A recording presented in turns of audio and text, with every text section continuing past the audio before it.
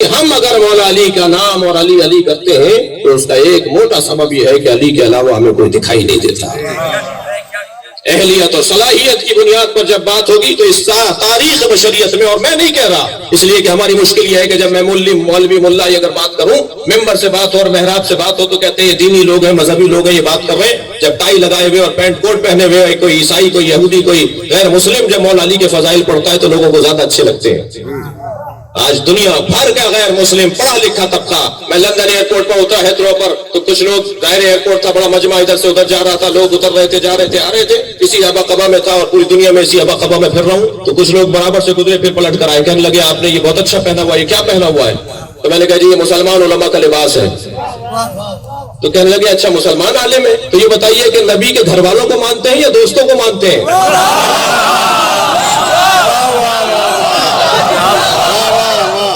لوگ سوچ رہے ہیں اس بات کو. الحمدللہ ہم جس جگہ پر بیٹھے ہوئے ہیں وہ جگہ ہے اہل بیت کی تعلیمات کی جگہ.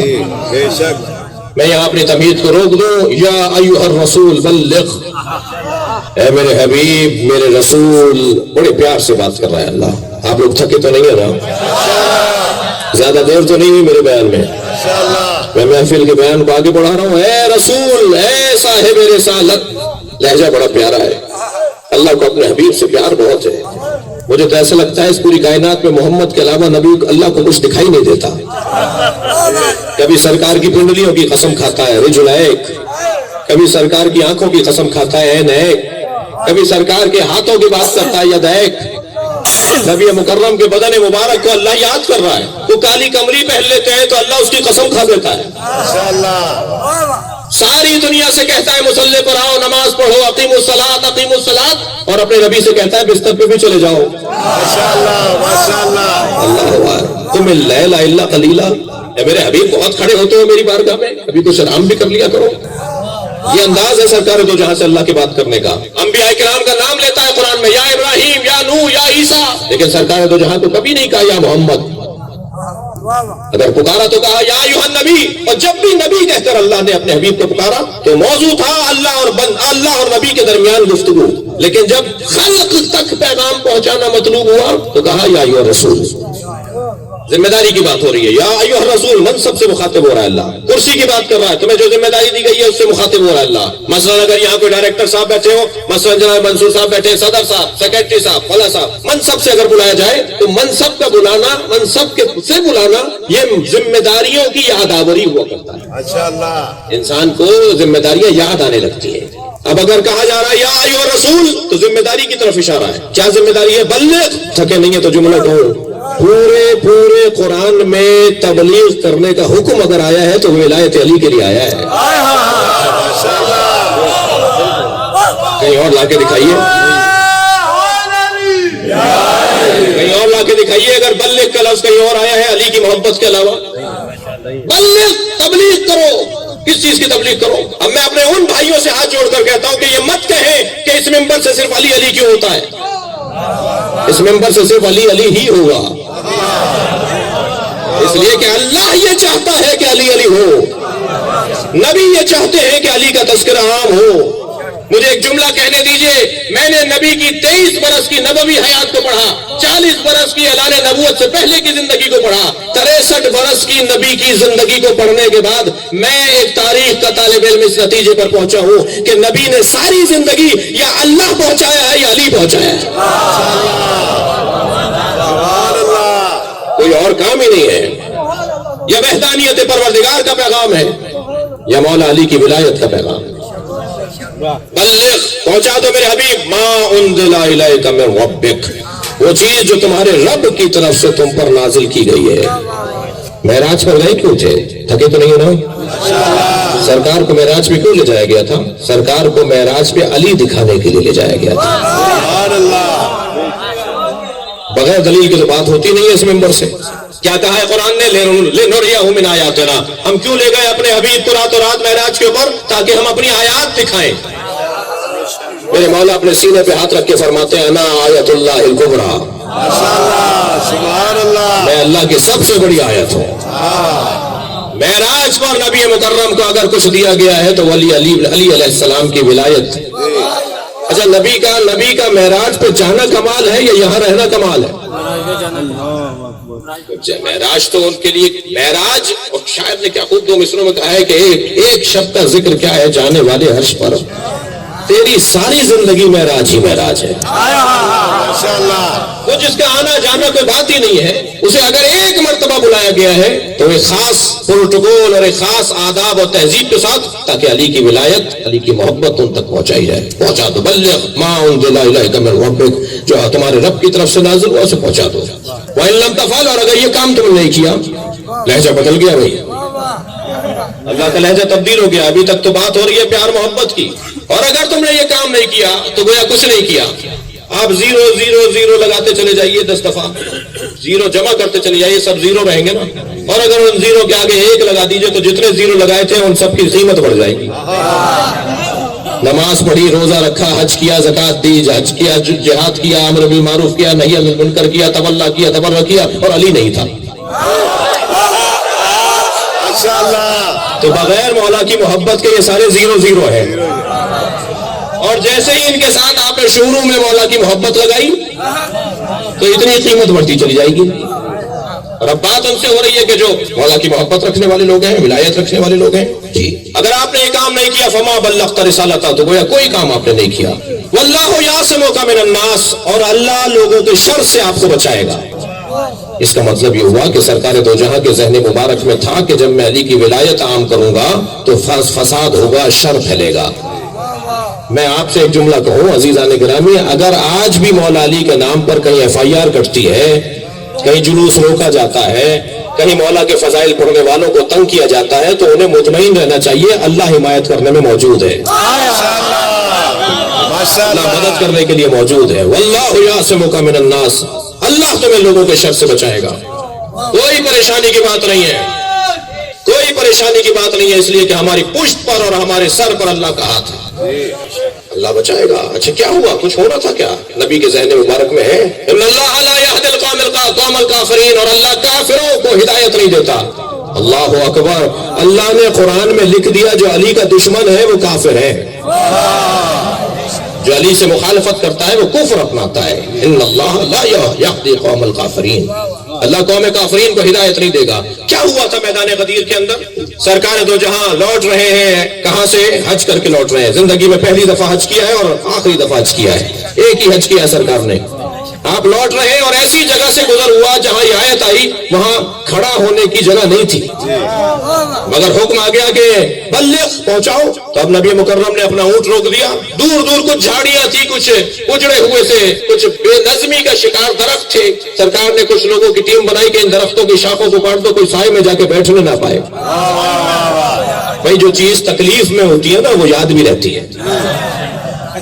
سرکار نے دھوپ میں، اور ایک مرتبہ دھوپ کی شدت بھی عجیب ہے، سرکار نے اعلان غدیر کرنے کے لیے اہتمام شروع کیا۔ یہ سنی بھی آپ کی بات ہے مگر میرے لب و لہجے میں کچھ نئے انداز سے سنیے۔ حضرت نے فرمایا جو آگے چلے گئے انہیں واپس بلاؤ، جی اور جو پیچھے رہ گئے ہیں ان کا انتظار کرو۔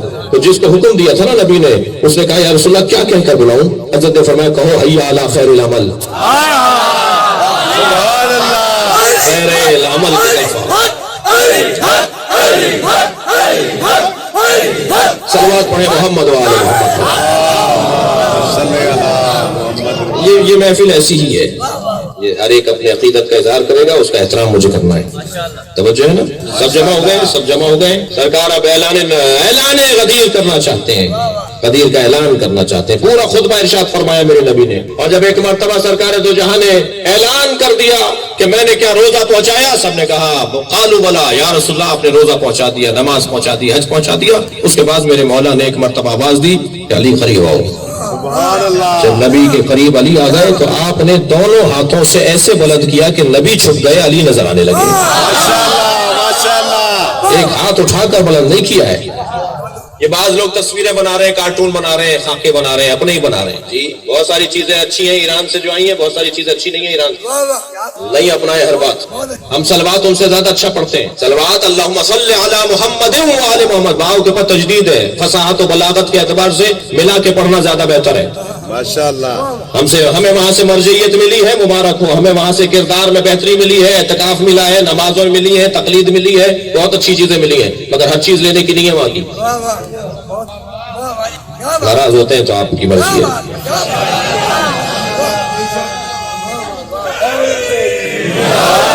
ہمیں ہر چیز نہیں لینی ہے. اب وہاں بچوں کی کتابوں کے لیے کچھ کتابیں آ رہی ہیں جس میں کہانیاں ہیں، واقعات ہیں، تو کچھ خاکے بنائے جا رہے ہیں، کارٹون بنائے جا رہے ہیں. نہیں کریں یہ باتیں، یہاں نہیں چھاپیں. کراچی میں ہمارے ایک عزیز ہے، ہمارا دوست، یہ ہمارے ایک مذہبی جماعت کے ڈاکٹر صاحب جانتے ہیں، ایک دوست کے اوپر FIR کٹ گئی. 4-6 مہینے لگ گئے اس FIR کو سنبھالنے میں. یہ بریلوی بھائیوں نے ہمارا ساتھ دیا، سمجھا ہماری بات کو انہوں نے. لہٰذا بہت ساری چیزیں پیغمبر نے ایک ہاتھ پکڑ کر میرے مولا کا بلند نہیں کیا، نبی نے دونوں ہاتھ بلند کر کے مولا علی کو بلند کیا، اور اتنا اونچا کیا کہ علی نظر آ رہے تھے اور پیغمبر ان کے پیچھے تھے. ماشاءاللہ. مجھے تو ایسا لگ رہا تھا کہ محمد علی کا سایہ تھے اور علی محمد کا سایہ تھا. اس کیفیت میں پیغمبر نے فرمایا من کنت مولا، میں جس کا مولا تھا. ترجمہ ٹھیک کریں، میں جس کا مولا ہوں نہیں، میں جس کا مولا تھا. دلیل دے دوں کہیں ایسا نہ ہو کہ مشکل ہو جائے کہ کیا نئی باتیں کر رہے تھے. بھائی آپ حدیث قدسی میں کہتے ہیں نا کہ کنت کنزا مخفیہ، میں چھپا ہوا خزانہ تھا، تو یہاں ترجمہ کیوں نہیں کرتے کہ میں جس کا مولا تھا؟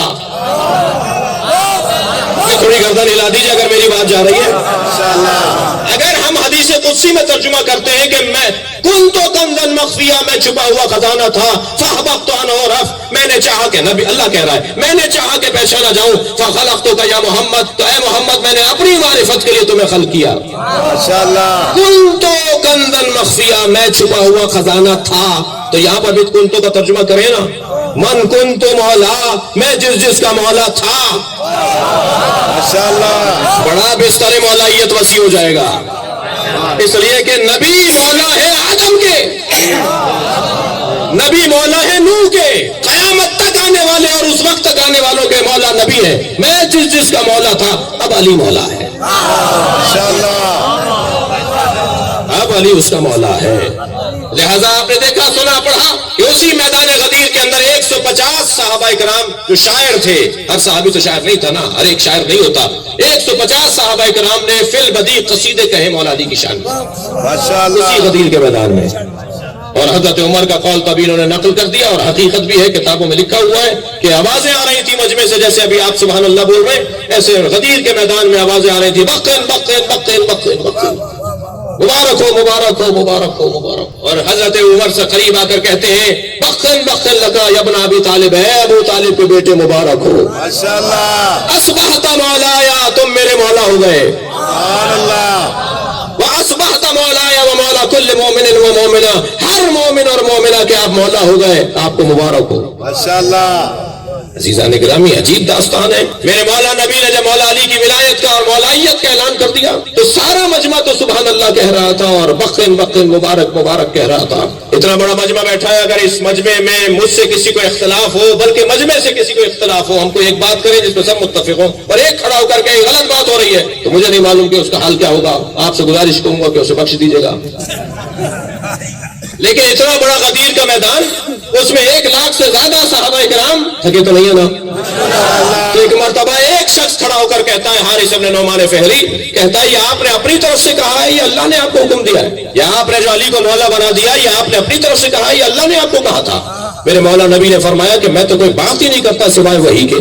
ماشاءاللہ. میں جو بولتا ہوں اللہ کی جانب سے بولتا ہوں. تو کہنے لگا کہ اگر یہ آپ نے اللہ کی طرف سے کہا ہے تو پھر اللہ سے کہیے کہ آسمان سے پتھر نازل ہو اور وہ مجھے مار کر چلا جائے. مجھے تو نہیں پتا عزیزوں کے پیغمبر نے بد دعا کی، اس لیے کہ جو رحمت للعالمین ہو اس کے ہاتھ بد دعا کے لیے نہیں اٹھتے. پیغمبر نے بد دعا نہیں کی اس لیے کہ علی کے دشمن کے لیے بد دعا کی ضرورت ہی نہیں ہے. یہاں اس نے ایک مرتبہ عذاب کا مطالبہ کیا، قرآن نے کہا ہے سأل سائل بعذاب واقع، ایک سائل نے عذاب مانگا اور عذاب آیا. یا اللہ تو نے تو قرآن میں کہہ دیا کہ اے میرے حبیب تمہاری امت پر میں عذاب نازل نہیں کروں گا. کیوں؟ وانت فیہم، کیونکہ تم ان کے درمیان ہو. نبی درمیان میں ہے، آسمان کا عذاب نہیں آئے گا. یہاں ایک شخص کہہ رہا ہے آسمان سے عذاب آئے اور میں مر جاؤں، اور قرآن کہہ رہا ہے عذاب آیا. معلوم یہ ہوا کہیں استثناء ہوتا ہے، اور جہاں استثناء ہو اسی کو علی کہا جاتا ہے. علی کے دشمن کے لیے عذاب رکے گا نہیں.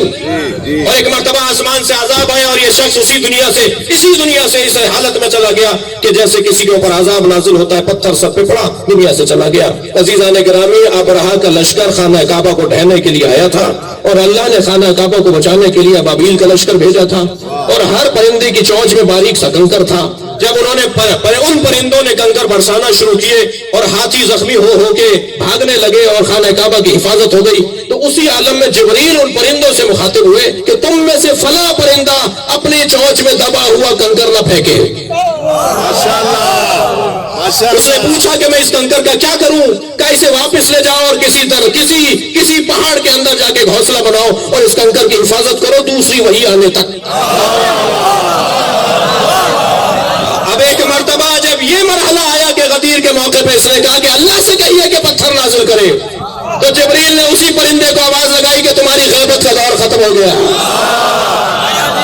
اور آؤ اللہ کا عذاب اس پر گراؤ. عزیزان گرامی، اللہ یا اپنا گھر بچاتا ہے یا گھر کا مالک بچاتا ہے. صلوات پڑھے محمد و آل محمد.